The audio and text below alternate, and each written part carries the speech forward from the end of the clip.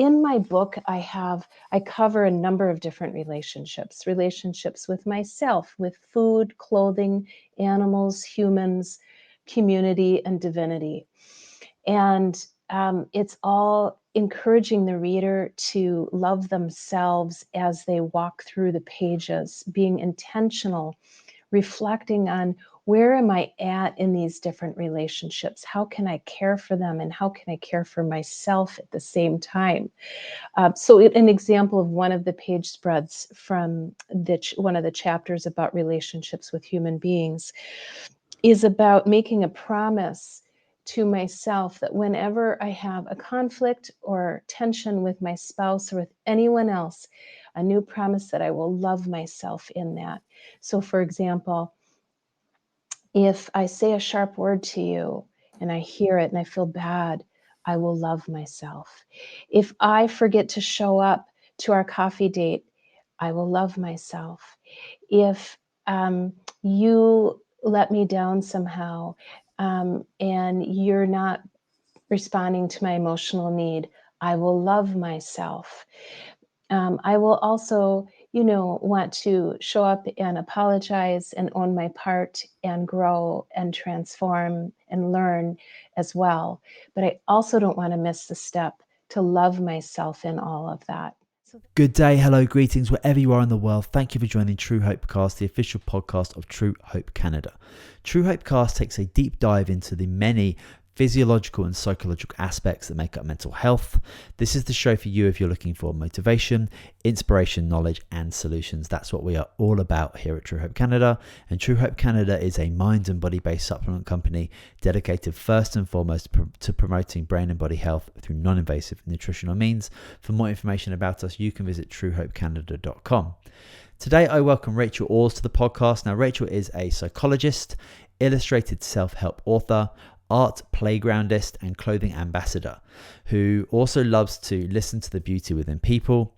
Today, we're going to be discussing nurturing relationships. Enjoy the show. Okay, Rachel, welcome to True Hope Cast. Thank you so much for being with me, for being with us. How are you? What is going well?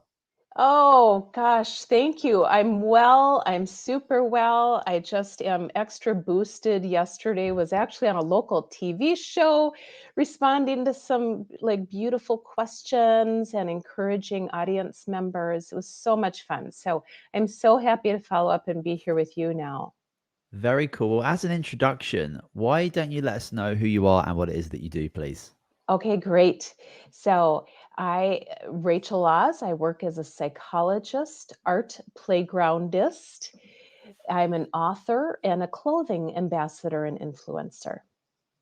Very cool. And you were on a TV show yesterday? What were you talking Yes, about? What questions were people answering? I wonder what's hot topic these days. exactly. I was on a show called Twin Cities Live, and it's a talk show. And I was asked questions about, because I have this new book, the relationship book, I was asked a lot of relevant questions in regard to that about, tell us about how important it is to have a relationship with ourselves. And questions like, is it more complex being in our 20s to be able to look at that without much experience in our lives than it is, let's say, midlife or later in our lives? We talked about clothing and about our relationships with others and nurturing those. Just a number of just lovely conversations for the audience. Well, that's very cool. How did you go about answering questions about, because when you think about relationships, I think most people will immediately think about their relationship with a partner or a friend or Right. somebody else, another entity, like a relationship with a pet, relationship with your job, relationship with your hobbies, so it's always external, external, external. But we very rarely introvertly look back towards ourselves Yeah. and think about the relationship that I have with my physical body, my mental body, the personality that I would consider to be my core authentic self, or the ones that I Right. fake and put out into the world unconsciously. Yeah. So there's Yeah. obviously so much going on with that. So how would you go Yeah. about answering a question about how do I begin to start opening a dialogue with myself to develop the relationship? Yes. Well, there's, I think numerous portals or numerous ways to enter into that precious dialogue with ourselves. Some of us know it um, in our ordinary days where we just even do it somewhat unconsciously, but sometimes, like in our in between places, in the shower, we might sort of mutter things or sing things, right? Or in the car when we're by ourselves, we may talk to ourselves a little bit. Do you know what I'm saying? In the bathroom, just all these different areas where we do know about talking to ourselves. And we're doing it, of course, all the time, Mm-hmm. even if it's silently in our own head, whether it's out of stress or joy or all the different places. But I think that some of the dialogue can also become more intentional. It can be a dialogue of what are the ways I am doing self care, that I am taking care of myself, anything from as basic as my exercise, food, sleep, you know what I'm saying? Um, like that too, um, creating wild and beautiful experiences for ourselves. What if I give myself a hot air balloon at sunset, or I go, um, and give myself good company and go to the zoo and dialogue with the animals, even if it's quietly in my mind, or go dance in the rain. You get the idea. Sure, certainly. The last thing I want to say about a way to be in dialogue and self-care and connection with ourselves is to begin to realize I have many different parts of myself inside who I can be in dialogue with. And you can even be a little playful about it. I have a purple guy inside who's always anxious, and I want to be in dialogue with him and taking care of him. I have um, a chatty part of myself who wants to be heard, who has so much to say, and I want to be present and listen to what's going on for her, etc. So to Mm-hmm. begin to even identify different parts inside to listen to be with, to have compassion for. Well, it's just so rare for us to sit and be still and be quiet, and it can be very difficult for Yeah, those different internal parts of us to even be heard when there's just so much literal noise it's coming in, and we're true. sent the just the overload of our senses is just, we're not too used to, sitting still or meditating or being present with our bodies, where we're able to maybe feel discomfort or pain, or hear these internal things that keep coming up for us. It can be so difficult to even do that. And you can just see, like, if you ask most people to sit down still and try and maybe meditate for 5 to 10 minutes, how uncomfortable their body is in that state, because their body is literally used to taking them from one place to the other, and it's kind of like running the show. But when we want to kind of like engage our mind a bit consciously to sit the body still, it's kind of like training a dog to sit, stay there, let's relax here. Yeah, you're going to try and make me feel Yeah, itchy, you're going to make me think that I need to get up and do all these types of things. So it yeah, can certainly be a difficult thing in the beginning, but once you get there, it could be super empowering, because there's so much that your body can tell you.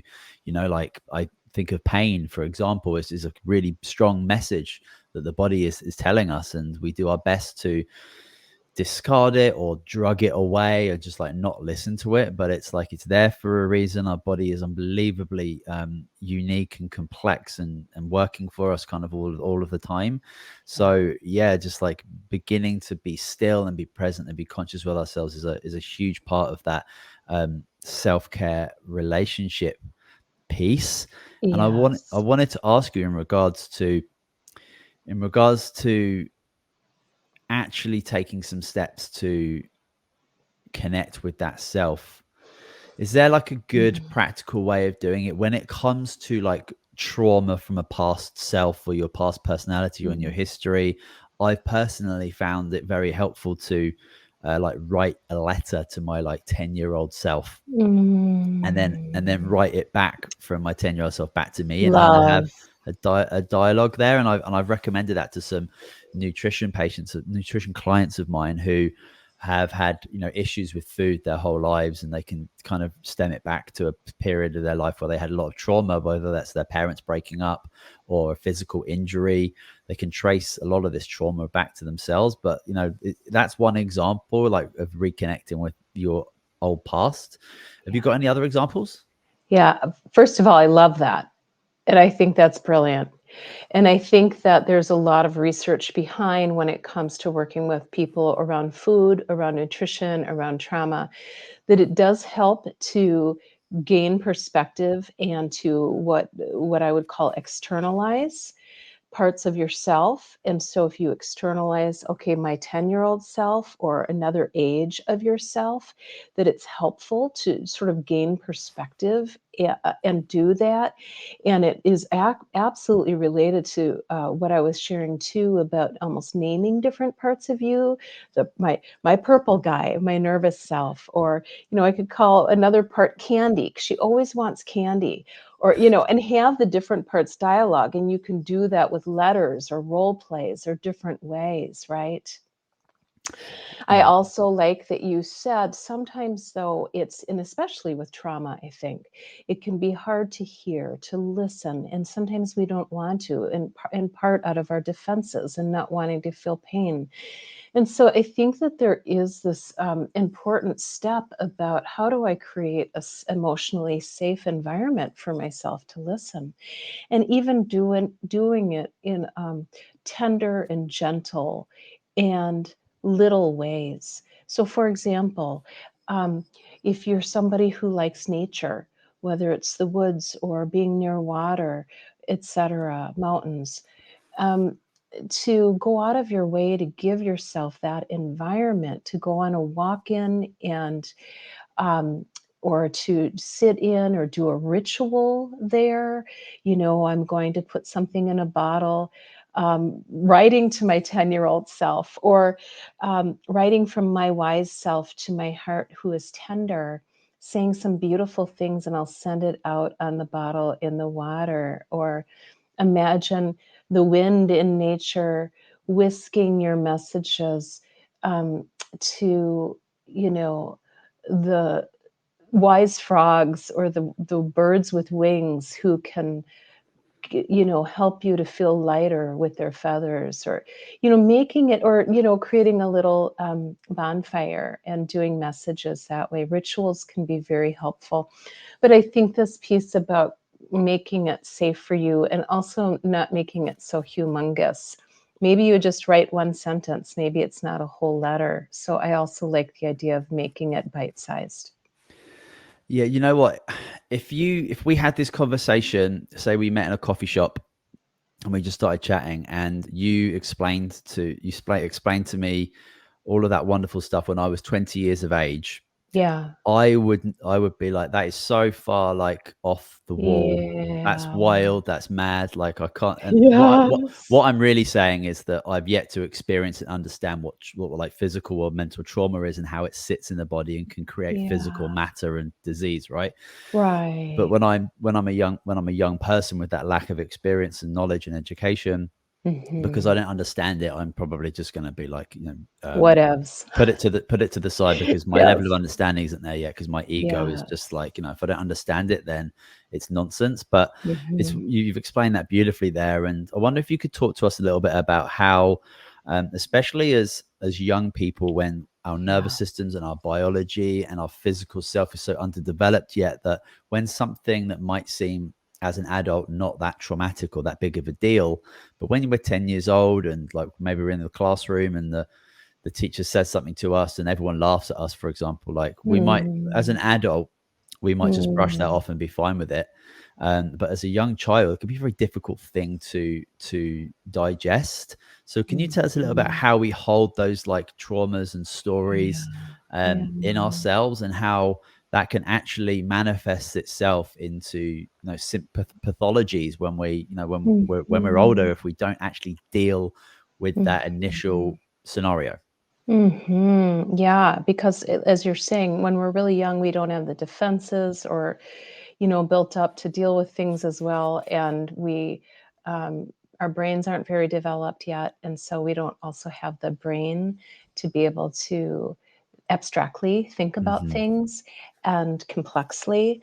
So I think that, as you're pointing to where that ends up going is it just gets stuffed into the body, into our nervous systems, into our dear hearts, into symptoms sometimes, just, and so in our 20s, one of the biggest gifts at any age, but maybe especially in your 20s, one of the greatest gifts then we can give ourselves, knowing that some of those painful experiences are now just in our bodies, is to do body work.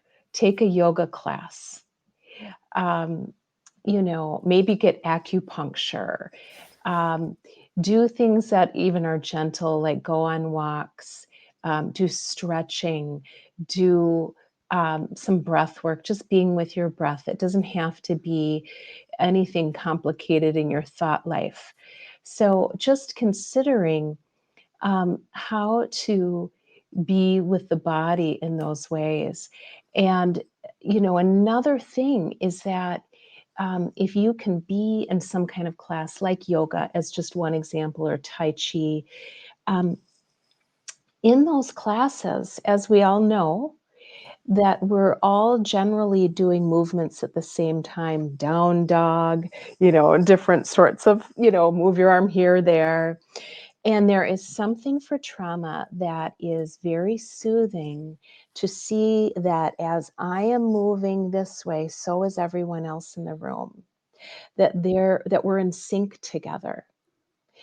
And that when you experience yourself as in sync with others over and over and over, there's something about that that's also really calming for trauma.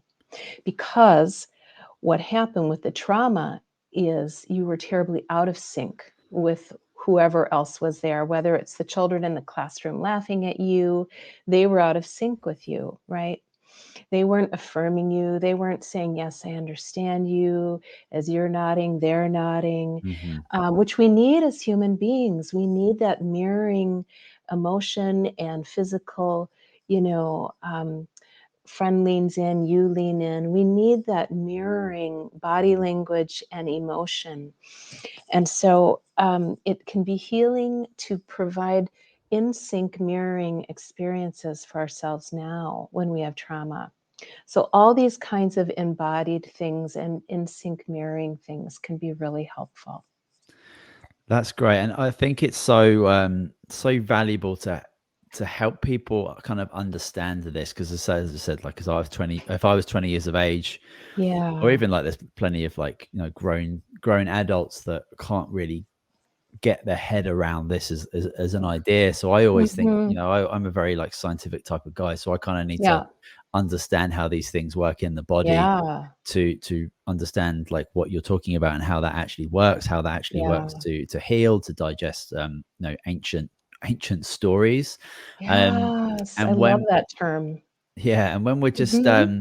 constantly in this like high frequency beta brainwave, which we usually are, because we're our every day is just so determined by the external things that happen into us, whether that's just like literal light, or the busy work life that we have. Like, we never really get to engage, apart from when we're in sleep, into that like alpha, theta, Mm-hmm. delta brainwave, where when we Mm-hmm. do meditation, we do yoga, we walk in nature, and we start to become still, and we start to actually like really Mm-hmm. slow down what the brain's doing. It begins to organize itself and allow you to get to certain parts of your, let's say, psyche, or your brain, or even your physical self, because Yeah. we know that there's a significant amount of neurological activity within your gut, for example. So when we have a gut feeling about something, Yes. there's a Mm. reason for that. Like 70% of our Mm. like neurological system is like within our gut. It's quite, it's remarkable, the enteric nervous system. Yes.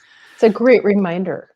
Yeah, it's a super big reminder, because when we Yes. start, feeling gut symptoms, and Mhm. we might go and see the doctor to get a referral, or we might start taking, like, I don't know, and acids and all these other things to help our gut. But wouldn't relate that to Mm. maybe the stress of the presentation that's coming up, or just the stress of just 2022. So Yes. we kind of make these disconnections. But when we're able to sit and be still, really allows the body to like relax, Mhm. reorganize, and literally like reduce its like frequency that's being constantly emitted, and it's allowed to like kind of like take a break. Yeah.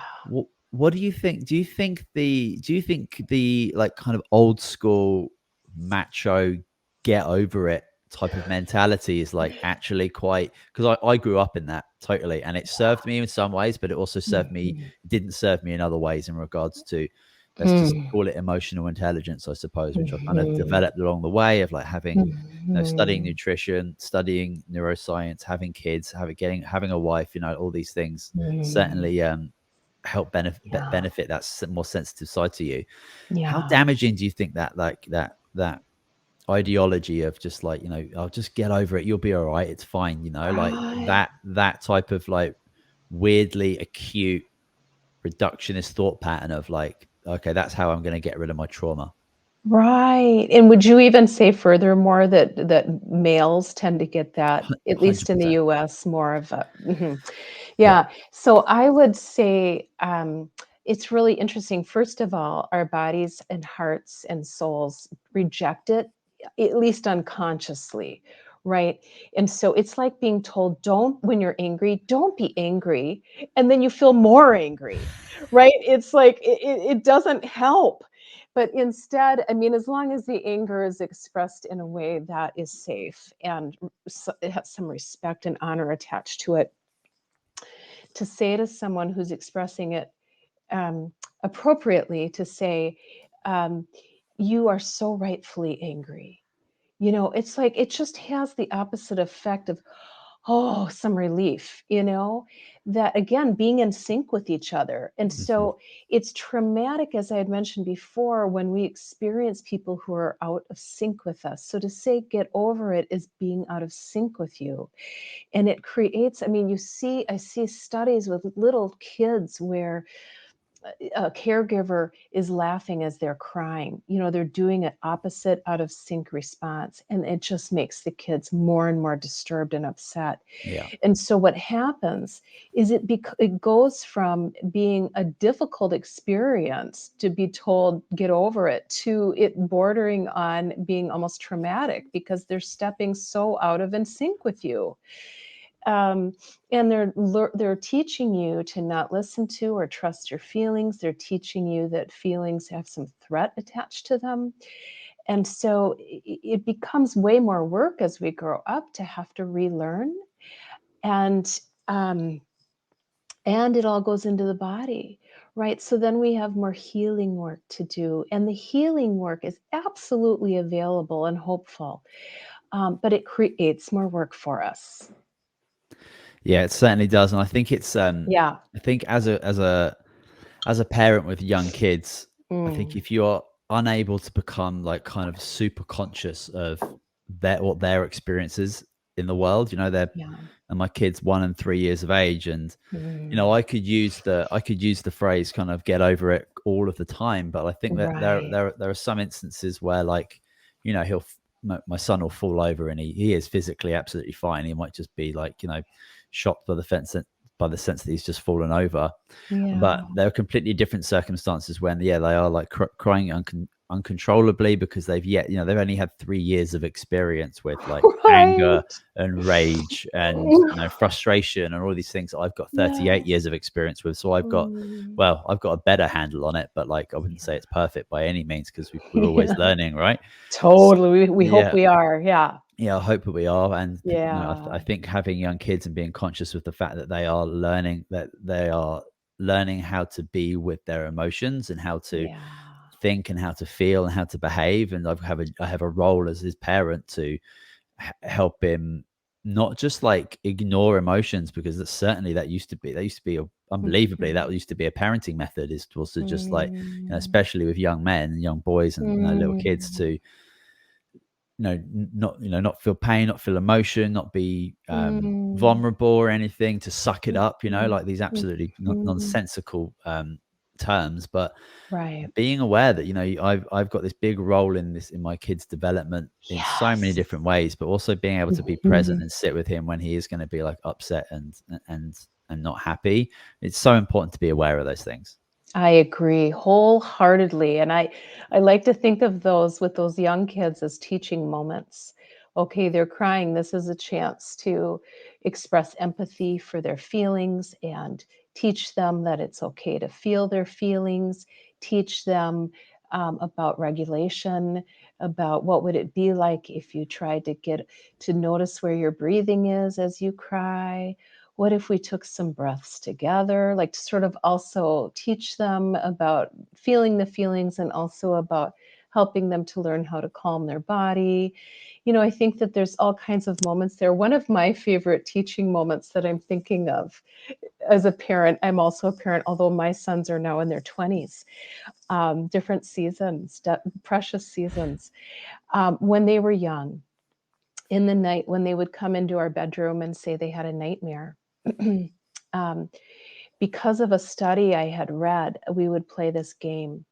And I would say, let's sit in a circle here on the bed and let's together make up new endings to that dream so that it feels better to you. And we'll each take a turn.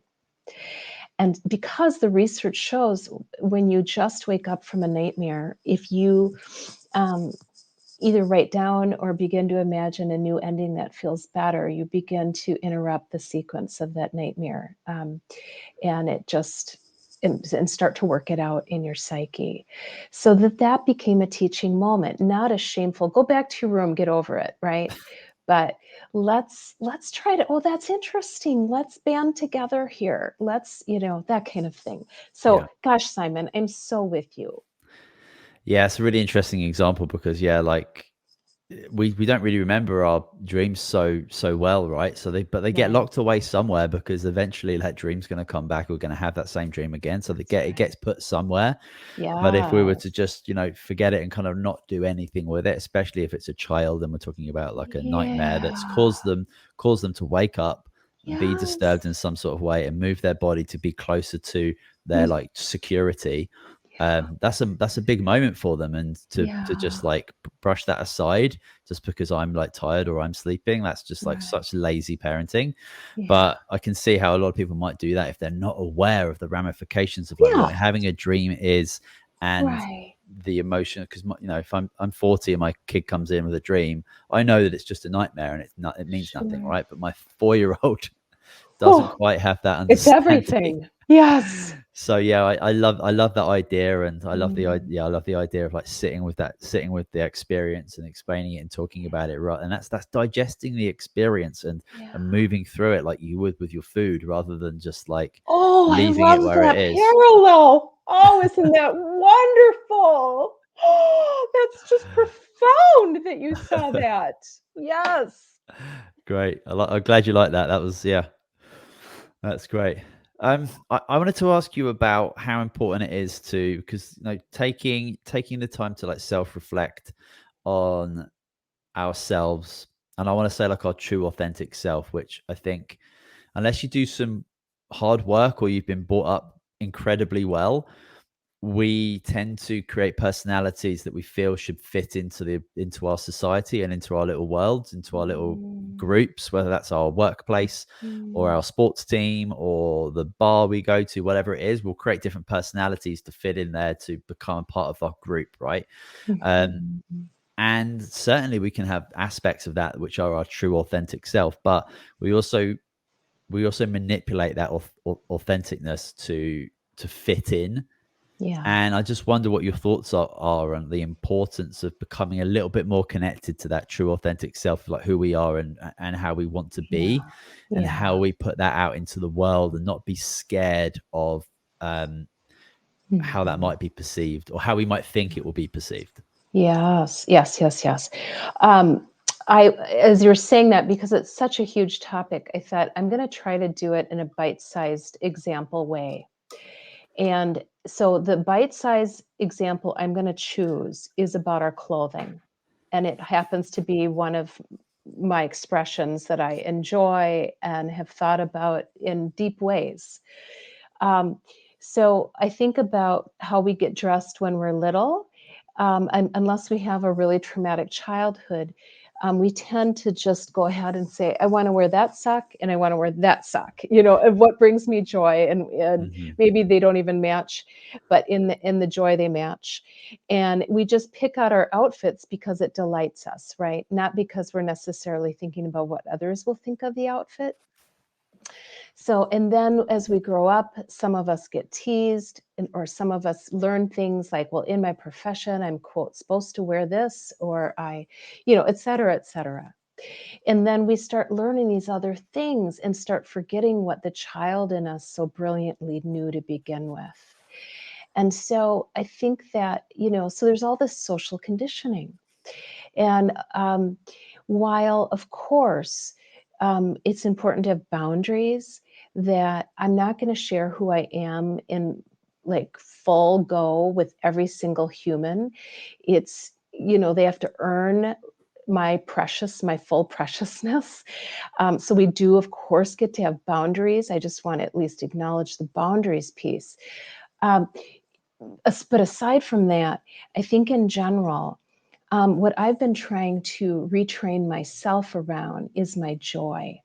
And so, for example, in the realm of clothing, I have been, over the last number of years, selecting items that bring me joy. And it began, I'm now 56. It probably began in my early 40s. I was at a Dayton's department store when there was still Dayton's, and I was looking in the little teeny mirror, trying on different eyeglass frames. And when I would try on the green, purpley, swirly ones, I'd start giggling in the mirror.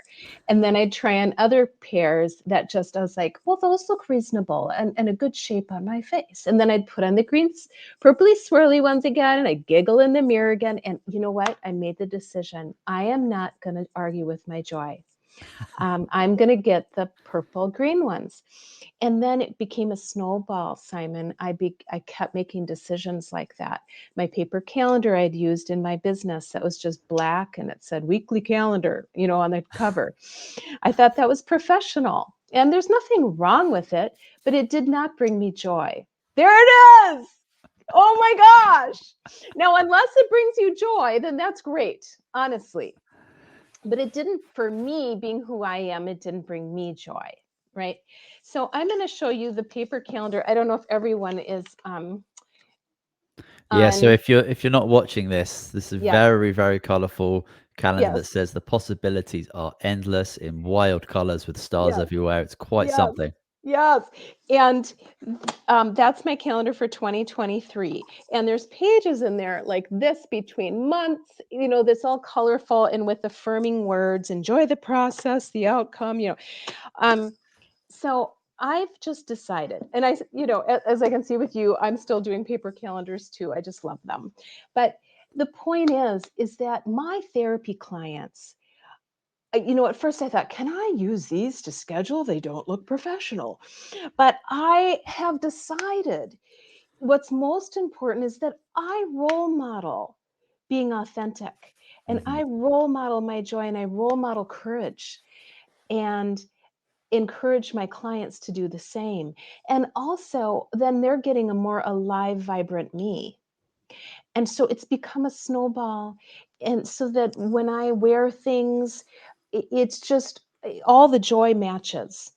And then, by the way, after I had been doing this for a few years, I began getting requests to be an influencer and ambassador for like gorgeous clothing companies. Like, oh, well, that was fun. I mean, so then the unexpected gifts start rolling in when I'm being myself and I am paying attention to and giving myself what is joyful, authentically joyful to me, what I knew as a child. That's certainly the power of consciousness and awareness, and the clothing, the clothing thing is such an interesting topic just throughout our human evolution. Like you're talking about, like, it's an ancient tribal expression, and I think back to the gear and the clothes I used to wear in my 20s. I used to wear all this red and yellows and bright blues, and I think I thinking back at it, I think I used to wear that stuff to stand out because I had some maybe like low grade insecurities about some things, and I wanted to stand out to individuals, or it's the fact that, well, basically since when I met my wife, that all changed. I got into like neutral colors and I calmed down a little bit. Mm, So I literally think that mm, the fact that I was attempting to stand out with all this vibrant color was to basically find my partner. And once I had done mm. that, the personality had kind of like switched.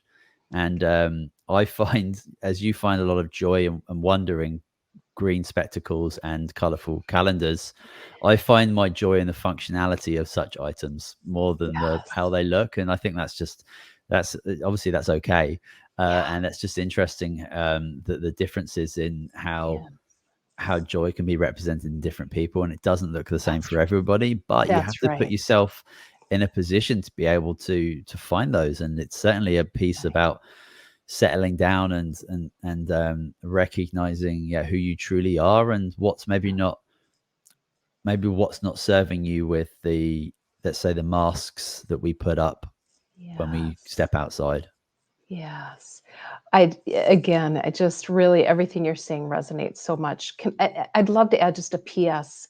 I want to say at nighttime when I'm tired from the day and I'm changing my clothes again, I in the nighttime tend to wear clothes that are more muted and like it's almost like closing your eyes to sleep. It's my sort of version of closing my eyes to rest with the more muted colors later. So I do that and I love that. But Mhm. day and night, it's very important to me that all my clothes are soft and super comfortable. Yeah, well, I think that if you were just to look at the history of human fashion throughout all cultures, Mhm. I think, we think that maybe the fashion industry determines colors and determines Ah, trends, but that's nonsense. It's the seasons and it's our emotional state.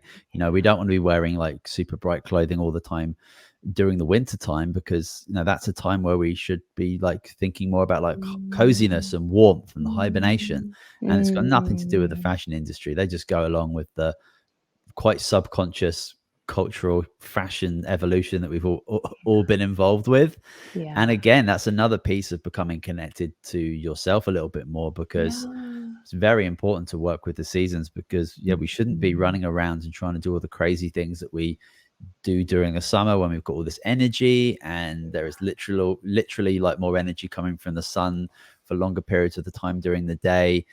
So trying to do all those things again during the winter is just, your body and your energy doesn't really shift like that. Our biochemistry changes with the winter coming in, and Yeah. your clothing would certainly change with that as well. So again, like another piece to just how becoming a little bit more conscious of Yes. yourself, and also how that connects to the cosmos and and your surroundings and the weather and everything like that. Like, it's another great piece to becoming a little bit more settled in who you Yeah. are.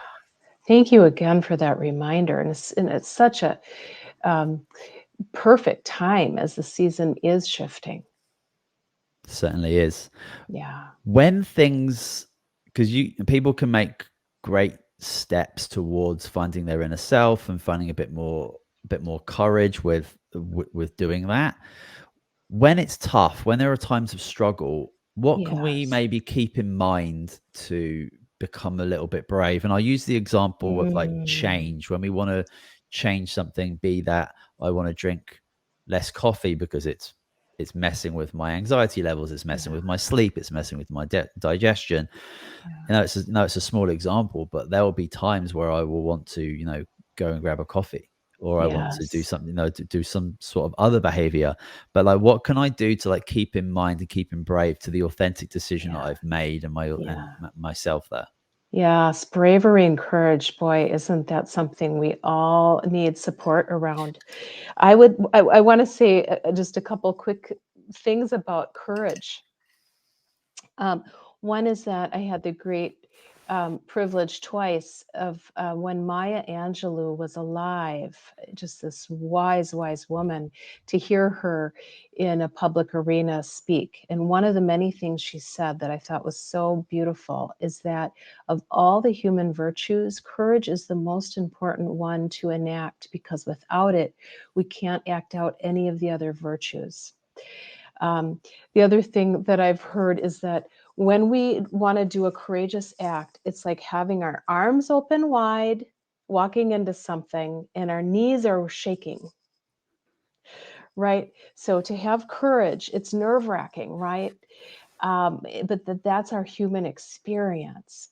So I want to say maybe a couple things about it. One, to harken back to something we were talking about earlier, which is if I want to be doing these brave steps about something and showing up as myself, that it's going to be helpful for me to calm my body, to do some breath work, to just be with the body, maybe even do a progressive muscle relaxation head to toe of tightening a muscle, loosening it.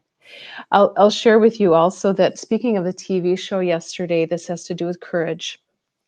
I said to a dear friend of mine who's a very experienced public speaker, I said, "Oh my gosh, I don't know why the last time I did this, I was not nervous, but like it was an hour before, and I suddenly had a surge of nerves." And I was like, "Susan, help." And you know what she said to me? That her friend, Anne Lamott, who's a writer, had said, when really getting preoccupied with, well, what do I look like, was about to go on and speak, and how am I going to appear, and how am I get, all these things. She said to her, "We don't have time for that, darling." It was just this guttural grounding, like, let's remember what this is really about. Let's remember why I'm really showing up. And that was so calming to me.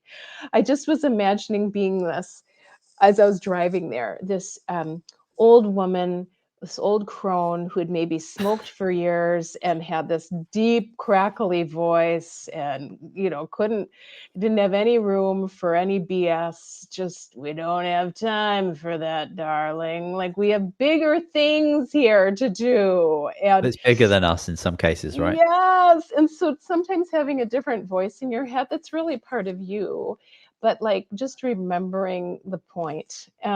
The other thing I wanna say about being courageous is that sometimes, like, it can be a wonderful sort of meditation to say, "My left hand is my scared hand, and my right hand is my courageous hand," or courageous and compassionate. And I'm going to put my right hand over my scared left hand. And I'm just going to stroke it. I'm going to be so kind to my scared self, to my scared hand, and just be with it, hold it, because that just allows me to somehow soothe that part of myself and to remind myself that not all of me is scared. Some of me is also very wise and capable and compassionate and can hold that part. Beautiful. I love that. Before we finish up, can you tell us about your new book, the relationship book? Why did you write it and who is it for? Sure. The relationship book, I spent the couple years during the primary panic, really, of the pandemic, because we just really realized, we've always realized our relationships matter quite a bit.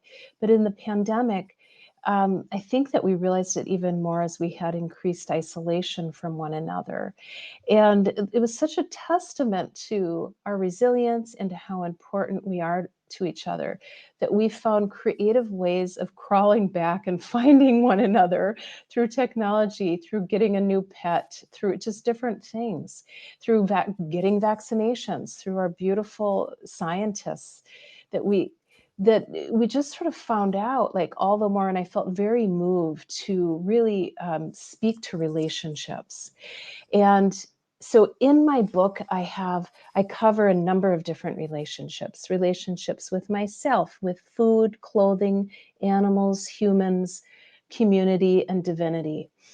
And it's all encouraging the reader to love themselves as they walk through the pages, being intentional, reflecting on, where am I at in these different relationships? How can I care for them? And how can I care for myself at the same time? An example of one of the page spreads from one of the chapters about relationships with human beings is about making a promise to myself that whenever I have a conflict or tension with my spouse or with anyone else, a new promise that I will love myself in that. So, for example, if I say a sharp word to you and I hear it and I feel bad, I will love myself. If I forget to show up to our coffee date, I will love myself. If you let me down somehow, and you're not responding to my emotional need, I will love myself. I will also, want to show up and apologize and own my part and grow and transform and learn as well. But I also don't want to miss the step to love myself in all of that. So that's an example of a page spread, but all the pages are in full color. They're fully illustrated by me. When I was young and I went from from picture books to chapter books, I remember grieving that. I thought, where did the pictures go? So I have brought those back for adults. Good for you. I love it. And where can people find that, and how can people connect with you? Oh, thank you. So eventually they'll be on Amazon, but right now I have them living at my website, rachelaws.com. My last name is spelled AWES. And so once you get to my website, you can click on shop, or you can click on my blog or counseling or whatever. It's just the hub, my social media pages, you can find all the things from there. Perfect. Well, I'll make sure that those links are in our show notes so people can check out your book and can check out your work and connect with you if they need to. But Rachel, thank you so much for connecting with us today. I thought we spoke on some very important, soft, lovely topics, and I really appreciate it. Oh, thank you for having me. I've deeply and dearly enjoyed this conversation. As have I. Well, thank you so much, Rachel. I really appreciate it. Well, that is it for this episode of True Hope Podcast, the official podcast of True Hope Canada. Thank you so much for joining us. As I said, any information in regards to connecting with Rachel, you can check out the show notes. Don't forget to subscribe if you haven't yet. You can also leave us a review on iTunes if you feel like it. But that is it for this week. We'll see you soon.